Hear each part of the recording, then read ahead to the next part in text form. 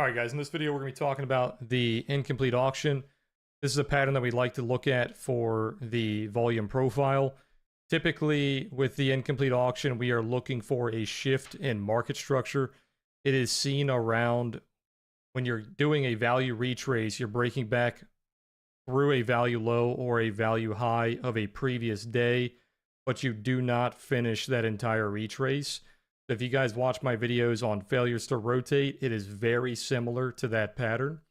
So basically what we see here is on yesterday's example, we started to value retrace December 11th. So we had the value real low, which is around 141. Let me go ahead and mark that out so you can see where it is. We started to retrace into that old value back above 141. It wanted to go all the way back up to the value high, which in this case is 6170.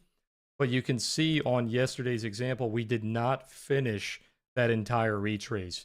It started pushing all the way back to 170, but it stopped around 64. So with an incomplete auction, we want to mark out whatever that remainder of value is that did not get retraced. And that is the incomplete part of that retrace. So in this case, the high was around 64, and the value high that we wanted to get to was around 70. So anywhere from 64 to 70 is that incomplete auction. Now, what do we look for the following day when that incomplete auction is confirmed?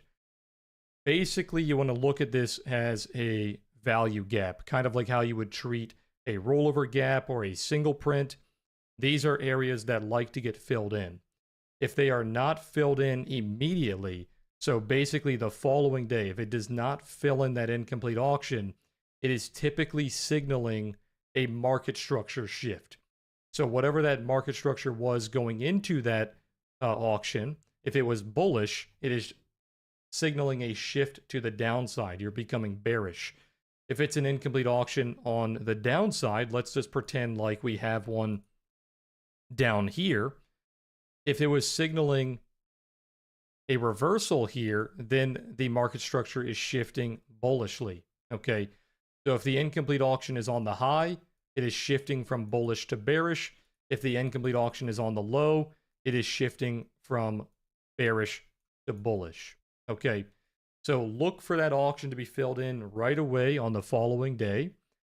If it's not filled in, it is signaling a shift in structure.